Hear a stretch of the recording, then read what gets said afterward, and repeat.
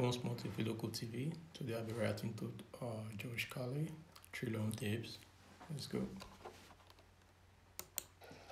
When nature is going crazy, throwing things around, scaring people and destroying property, I'm a happy fucking guy. I'm a happy fucking guy. I look at it this way.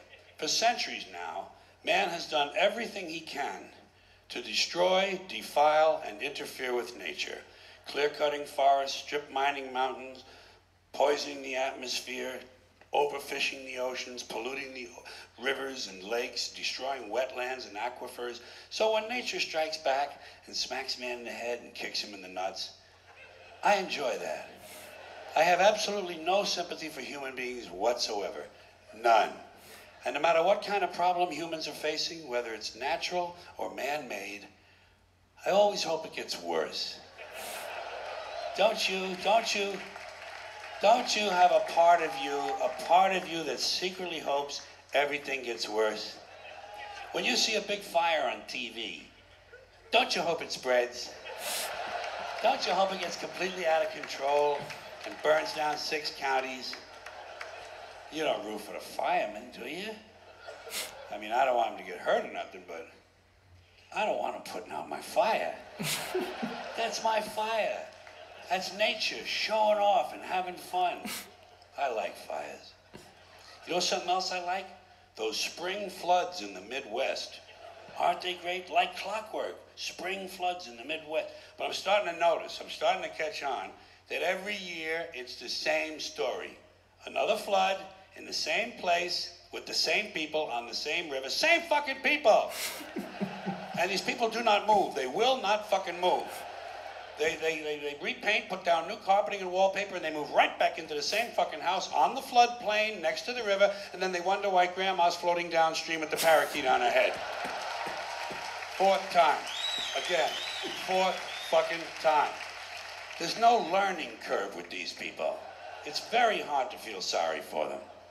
Every year, same people, same rowboats, out there paddling around, rescuing a chicken. What the fuck kind of a life is that? Well, our kids love it here.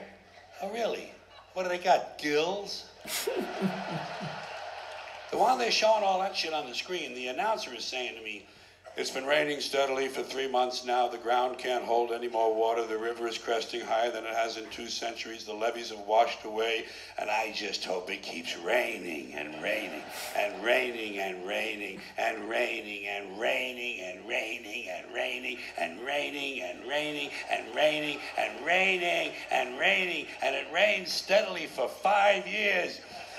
And then after that, for 10 years, it's cloudy, with occasional showers, and the river never returns to its natural banks. It becomes a completely new river, and the borders of 3 states have to be changed, and all the maps and atlases have to be redrawn and reprinted, and no one's couch ever completely dries out. For years and years, every time they sit down, there's always a little squish. Dan, Linda, come on in, you guys, have a seat. Squish, squish. I like that.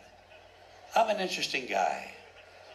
I always hope that no matter how small the original problem is, it's going to grow into bigger and bigger proportions that get completely out of control, and I'll give you a concrete example.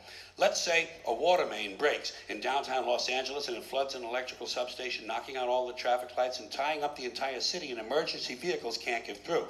And at the same time, one of those month-long global warming heat waves comes along, but there's no air conditioning, there's no water for sanitation, so cholera, smallpox, and dysentery break out, and thousands of people start dying in the streets. But before they die, parasites eat their brains, and they go completely fucking crazy, and they storm the hospital, but the hospital can't handle all the casualties, so these people rape all the nurses and set the hospital on fire. And the flames drive them even crazier, so they start stabbing social workers and garbage men. And a big wind comes along and the entire city goes up in flames, and the people who are still healthy, they get mad at the sick people, and they start crucifying them, nailing them to crosses, trying on their underwear, shit like that. Then everybody smokes crack and PCP, and they march on City Hall where they burn the mayor at the stake, strangle his wife, and take turns sodomizing the statue of Larry Flint. And at this point, it looks like pretty soon things are going to start to get out of control.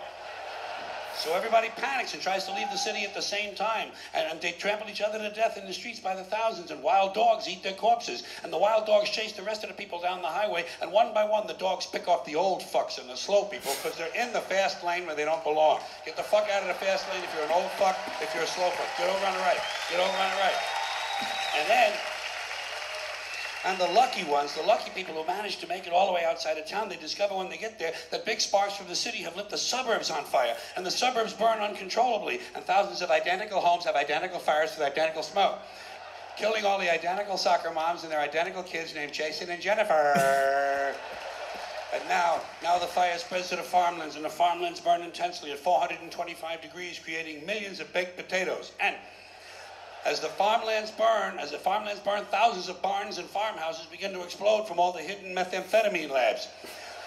And the meth chemicals run downhill into the rivers and streams where wild animals drink the water and get completely geeked on speed.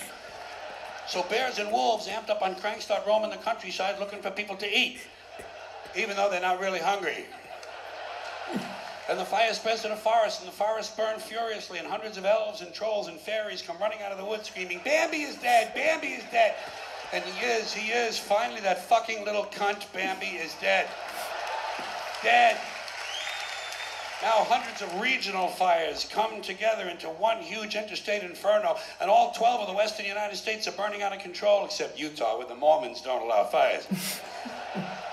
And the fire spreads across the Great Plains, toasting the wheat, cooking the cattle, and producing hamburgers, actually. Then it leaps the Mississippi and races through the South, blowing up stills, interrupting lynchings, and killing millions of inbred people. And then it turns northeast and it heads for Washington, D.C., where George Bush can't decide if it's an emergency or not. He can't decide this. He doesn't know. Oh, it's hard work. You know? No. Yeah. He can't decide because Dick Cheney is in prison. So instead, he takes a nap. He puts his empty, fucking brainless head down on the little pillow his mother gave him at Christmas time, and he takes a fucking nap. So the fire moves to Philadelphia, but it's a weekend, and Philadelphia's closed on the weekends. So the fire moves to New York City, and the people in New York tell the fire to go fuck itself. Go fuck itself. And it does. Yeah. And it does. So instead, it burns down Long Island and Connecticut, killing all the rich white assholes and completely destroying their evil faggoty golf courses.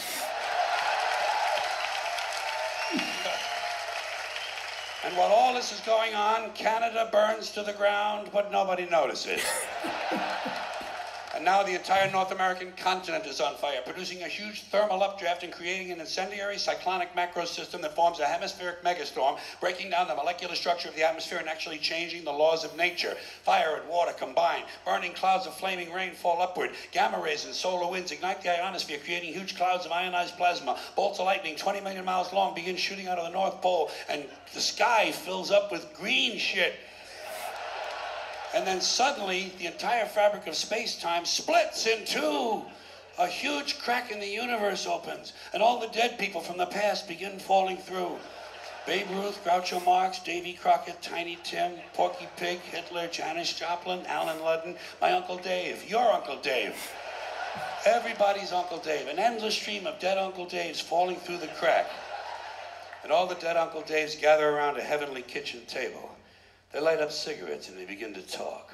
They talk about how they never got a break, how their parents didn't love them and their children were ungrateful. They talk about how the government screwed them out of money and they just missed out on a big job. They say the Jews own everything and the blacks get special treatment. And all the hatred and bitterness drips out of these people and forms a big pool of liquid hate. And the pool of liquid hate begins to spin. Round and round it spins, faster and faster. And the faster it spins, the bigger it gets. Faster and faster, bigger and bigger, until the whirling pool of hate is bigger than the entire universe. And then suddenly it explodes into trillions of tiny stars. And every star has a trillion planets. And every planet has a trillion Uncle Daves. And all the Uncle Daves have good jobs, perfect eyesight, and shoes that fit. They have great sex lives and free health care. They understand the internet. Their kids think they're cool, and they all love their neighbors. And every week, without fail, Uncle Dave wins the lottery. Forever and ever, till the end of time, every single Uncle Dave has a winning ticket. And Uncle Dave is finally happy. Now do you see why I like it when nature gets even with humans? Thanks for coming in here. Please like, comment, Thank you. See you subscribe. later.